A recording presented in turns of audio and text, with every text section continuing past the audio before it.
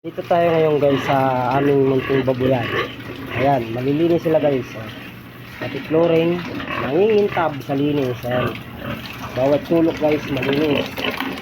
Bawat kuko guys, malinis. Bawat labangan puno ng tubig. Kasi guys, papansin nyo guys sa baboy, kailangan, kung gaano kayo kalinis sa katawan, ganun din kalinis sa baboy. Ayan guys, pwede kayo guys matulog sa flooring ngayon pag natuyo mamaya. Ayan guys. Walang amoy yan, walang amoy. Ayan guys, gaya niya. Mga puno-puno guys ang labangan. O yan, puno-puno ng tubig. Hindi mo isa guys puntahan ng tanghali kasi yan yung inahin naman. Eh, at least, may mga tubig sila guys. Kaya na guys, oh. May pilig-pilig pa. Ayan guys, oh. Ito ang babuyan namin isa. Kasi ito guys, ano to guys, 4 na layer. Ito guys yung pinakalas sa ibaba. 4 na layer sila guys, 4 na, ibig sabihin guys na layer, 4 na kulungan.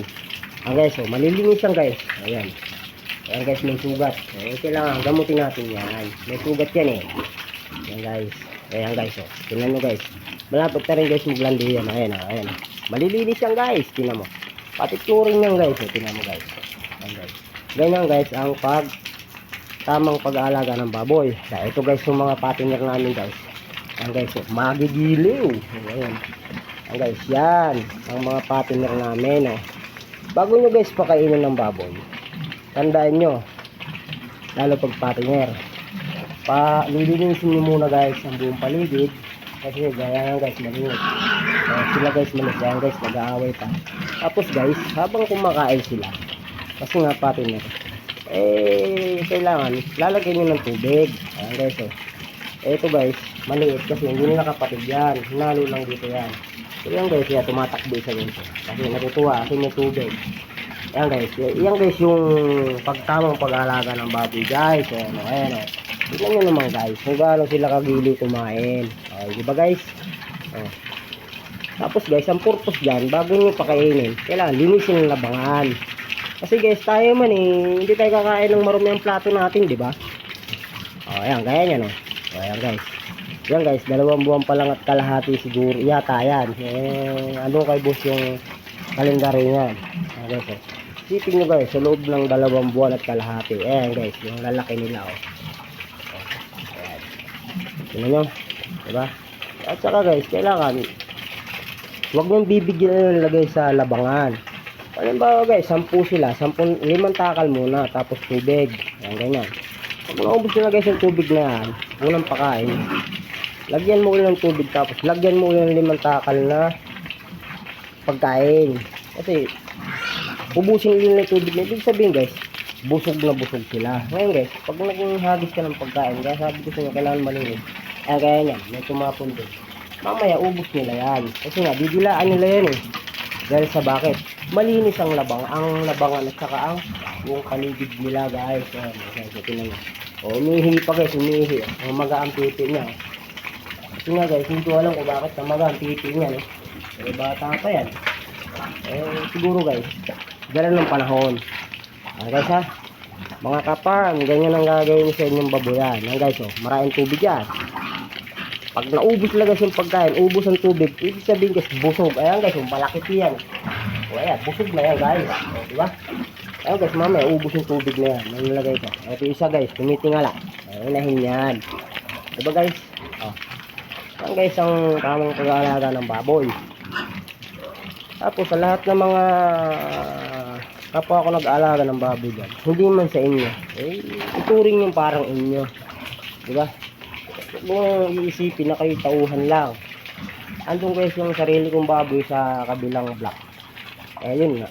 Ito muna guys ang pinakita ko sa inyo kasi ganyan talaga ako mag-alaga ng baboy guys. Ayan guys, umiihi. Ayan guys, partner lang namin yan. Diba guys?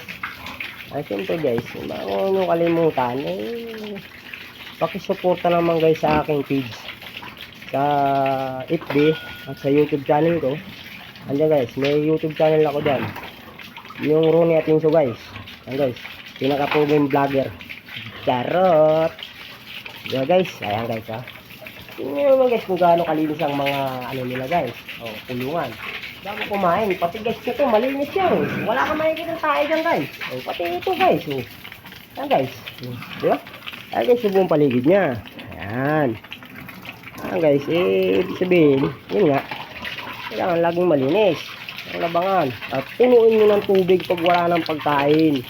Hindi mo punta sa tanghali, ibig sabihin, hindi sila mauuhaw. Di ba? Ayan guys, punong-puno. May pilit-pilit pa. So guys, ayan guys, ang tamang pag-aalaga ng baboy. Ayan guys, yung mga kapaligiran, ibig sabihin guys, hindi pa siya nalilinis kasi nga guys, kasi sobrang dami ng alaga natin. Ayan guys, ayan yan, marami. Sa isang araw guys, lilinisin natin yan, tatabasan natin para naman medyo matuwa ang may-ari. Ayan guys ha. So yun lang guys. Welcome to my vlog guys. At una sa lahat, 16 ngayon ng July. Maraming salamat sa nanonood sa akin guys. Ito yan guys, uulitin ko. Pag natuyo yung guys, pwede kayong matulog dyan sa flooring na yan. Ano ba guys? Ano? Buntis ka na ba? Buntis ka na ba? Hindi pa. Ay, buntis ka na. Nai-AI ka na eh. Ayan guys. Ito guys, hindi pa ito nai-AI kasi nga, bata pa. Ayan guys. Tingnan nyo guys. Napakadidiliw nila guys. Ayan guys, mamaya, ubus yung laman na yan guys ng labangan. Tapos, pagdating ng alas 12 guys, kailangan painumin mo ang mga baboy mo. Ganun lang yun guys. Ayan guys. Para bigyan ka ng magandang timbang, bigyan mo rin ng magandang tamang pagkain at pag-aalaga at pag-aaruga. Ano ba guys? Simple guys. Kailangan bago ang lahat, kailangan yung makita ang mukha ng vlogger. Guys, diba guys? Yan guys, ang malinis mag-alaga ng baboy guys. Yan guys, hindi ko kinakaya guys yung trabaho ko sa ngayon kasi nga, siyempre, ganun talaga ang buhay guys. Hindi tayo nag-aral ng sapat, kaya kailangan sa ganito tayo babagsak. Ayan guys, di ba? Ayan guys, yung maliliit niyan guys, yan, gaya niyan, hindi nila kapatid yan, nililipat yan doon sa kabilang kulungan na yun, doon. Kasi medyo yung apat guys nahuhuli. Ayan, ito, isa, dalawa, tatlo, apat guys, apat yung medyo nahuhuli yan guys, kasi hindi nila kapatid yan, buti nga hindi naaway. So yun lang guys, welcome to my vlog. Good morning, ngayong 16 na July guys, di ba guys?